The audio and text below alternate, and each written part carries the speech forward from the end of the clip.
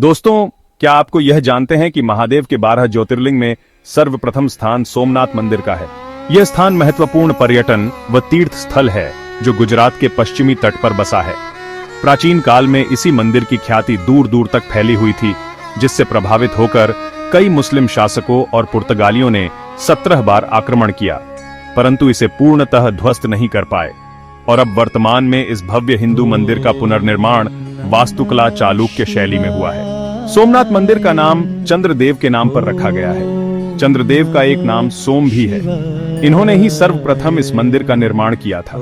इसका उल्लेख धर्म ग्रंथों ऋग्वेद व शिव पुराण में मिलता है। सोमनाथ मंदिर के प्राचीन इतिहास और इसकी वास्तुकला और प्रसिद्धि को देखने के लिए विश्व भर से लाखों शिव भक्त व श्रद्धालु भगवान शिव का आशीर्वाद लेने व दर्शन करने यहाँ आते हैं। इस मंदिर की शिल्पकारी अद्भुत है और सोमपुरा ब्राह्मण संप्रदाय के निपुण कारीगरों द्वारा की गई है। मंदिर का शिखर चालुक्य वास्तुशैली में बनाए गए हैं। सोमनाथ मंदिर के जिस रूप को आज हम देखते हैं, उसे भारत के लौह पुरुष सरदार वल्लभ भाई पटेल के प्रयासों द्वारा बनवाया गया। मई 1951 को इसका विनिर्माण शुरू किया गया और 1 दिसंबर 1955 को भारत के प्रथम राष्ट्रपति डॉक्टर राजेंद्र प्रसाद के द्वारा राष्ट्र को समर्पित किया गया। प्राचीन काल से ही गुजरात के वेरावल में स्थित सोमनाथ मंदिर की महिमा और कीर्ति बहुत दूर तक फैली हुई थी। इस मंदिर को जितनी बार भी नष्ट किया गया, उतनी बार धर्म में आस्था रखने वाले राजाओं व शासकों ने इसका पुनर्निर्माण करवाया और यह अद्भुत शिव मंदिर अपने पुराने वैभव और कीर्ति के साथ बार बार उठ खड़ा हुआ। इतिहास के पन्नों में झांकने पर पता चलता है, इस मंदिर का अस्तित्व ईसा पूर्व से भी पहले हो चुका था।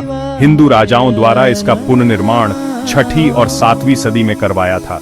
इस मंदिर की धार्मिक महत्व का अंदाजा इसी से लगा सकते हैं कि इस व्याख्या हमें हिंदुओं के पौराणिक ग्रंथों में मिलती है। 652 ईस्वी में वैल्लभी के यादव राजाओं द्वारा इसका निर्माण करवाया था। 725 ईस्वी में अलजुनैद नाम के सूबेदार ने पहली बार इस पर हमला करके मंदिर को खंडित कर दिया था और फिर धार्मिक आस्था के चलते राजा नागभट्ट ने 815 ईस्वी में इस प्राचीन शिव मंदिर को दोबारा बनवा दिया था। अरब प्रांत का क्रूर शासक महमूद गजनवी ने सन 1024 में अपने 5000 सैनिकों के साथ इस मंदिर पर आक्रमण किया था और मंदिर के स्वर्ण को पूरी तरह लूट लिया और मंदिर को ध्वस्त कर दिया था। उस समय हजारों लोग पूजा कर रहे थे। उसने उन्हें भी नहीं बख्शा और सभी को मरवा दिया था। इस मंदिर को आक्रमणकारी शासकों ने एक बार नहीं, लगभग 17 बार लूटा और बर्बाद करने की पूरी कोशिश की, परंतु हर बार श्रद्धालुओं ने इसका विनिर्माण करवाया, जिसके फलस्वरूप आज का सोमनाथ मंदिर अपने पुराने वैभव को वापस लाने में सफल रहा है। इसके बाद अनेकों श्रद्धालुओं ने इसके जीर्णोद्धार और निर्माण में योगदान दिया। गुजरात के राजा भीम और मालवा के राजा भोज ने सोमनाथ मंदिर का पुनर्निर्माण कराया। सन 1297 में जब दिल्ली की बागडोर अलाउद्दीन खिलजी के हाथों में आई, तब खिलजी के सेनापति नुसरत खान ने गुजरात पर अपना कब्जा किया और सोमनाथ मंदिर को पूरी तरह से लूटा। चौथी बार इस मंदिर को फिर से ध्वस्त किया गया। इसके पश्चात गुजरात के शहंशाह मुजफ्फर शाह ने 1395 में और 1412 में अहमद शाह ने भी अपने पिता के पद चिन्हों पर चलते हुए मंदिर लूटा और ध्वस्त किया। औरंगजेब ने 1704 में आदेश दिया कि हिंदू सोमनाथ मंदिर में दोबारा से पूजा ना की जाए। उसने 1707 में सोमनाथ मंदिर को गिरवा दिया था और जब उसे पता चला कि मंदिर में अभी भी पूजा हो रही है, तो उसने श्रद्धालुओं की हत्याएं करवा दी। फिर इसके बाद मराठा राजाओं ने भारत के कई हिस्सों पर राज किया। 1783 में मराठा रानी अहिल्याबाई होलकर जी ने मंदिर से कुछ दूरी पर महादेव की पूजा के लिए एक और सोमनाथ मंदिर का निर्माण करवाया। सोमनाथ मंदिर से जुड़ी कई प्राचीन कथाएं हैं। किंवदंतियों के अनुसार चंद्रदेव ने राजा दक्ष प्रजाति की 27 पुत्रियों के साथ विवाह हुआ था, लेकिन सोम यानी चंद्रदेव सिर्फ अपनी एक ही पत्नी रोहिणी को सबसे ज्यादा प्यार करते और उन्हीं के साथ अपना ज्यादातर समय व्यतीत करते थे।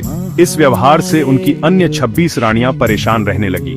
इस बात का आभास जब दक्ष प्रजापति को हुआ, तो उन्होंने बड़े ही विनम्र भाव से चंद्रदेव को कई बार समझाया, परंतु जब बहुत समझाने और निवेदन करने के पश्चात भी चंद्रदेव के व्यवहार में कुछ परिवर्तन नहीं आया, तो रुष्ट होकर राजा दक्ष ने राजा चंद्रदेव को क्षय होने का श्राप दे डाला और कहा कि आपको अपनी सुंदर काया पर इतना घमंड है तो जाऊं, आपकी सारी चमक धीरे धीरे खत्म हो जाएगी।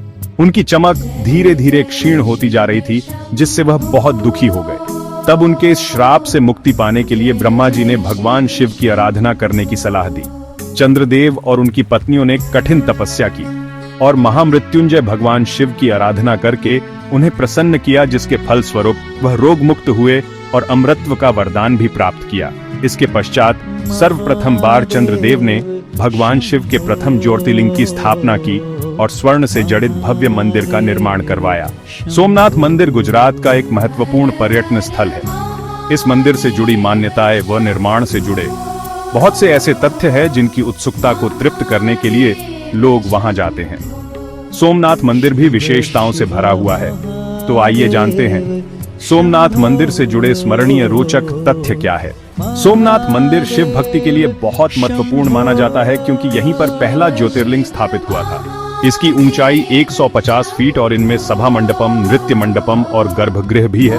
इसके शिखर पर 10 टन वजनी कलश रखा हुआ है और इसके ध्वजपोल की ऊंचाई लगभग 27 फीट है। इस मंदिर के प्रांगण में खंभे में एक तीर लगा हुआ है, जो कि बाण स्तंभ के नाम से प्रचलित है, और इस स्तंभ पर लिखे अभिलेख आसमुद्रांत दक्षिण ध्रुव पर्यंत अबाधित ज्योतिर्मार्ग के अनुसार सोमनाथ मंदिर जहां पर स्थापित है, उस स्थान से अंटार्कटिका अर्थात दक्षिणी ध्रुव, इन दोनों के बीच में यदि एक सरल रेखा खींची जाए तो कोई भी भूमि अथवा बाधा पहाड़व टापू उपस्थित नहीं है।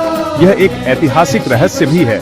कैसे हजारों साल पहले इस बात का अंदाजा लगाया गया होगा, जब कोई ऐसी आधुनिक तकनीक उपलब्ध नहीं थी। सोमनाथ मंदिर में रखा प्राचीन शिवलिंग हवा में तैरता था। यह इसमें व्याप्त चुंबकीय गुण के कारण हुआ था, जिसे देखकर मोहम्मद गजनवी अचंभित रह गया। आज के इस वीडियो में हमने भगवान शिव के सबसे प्रथम ज्योतिर्लिंग सोमनाथ मंदिर के इतिहास व रोचक तथ्यों के बारे में जानकारी प्राप्त की। इसके अलावा इस मंदिर से जुड़े अनेक स्मरणीय तथ्यों व बाण स्तंभ के अद्भुत रहस्य के बारे में भी जाना। हम उम्मीद करते हैं आपको हमारा यह वीडियो पसंद आया होगा। यदि हाँ, तो इस वीडियो को ज्यादा से ज्यादा लाइक, शेयर और सब्सक्राइब करें और अपने सुझाव हमें कमेंट बॉक्स में दें। अब अगले वीडियो में हम जानेंगे दूसरे ज्योतिर्लिंग श्री मल्लिकार्जुन के बारे में। तब तक के लिए टेक केयर और हर हर महादेव।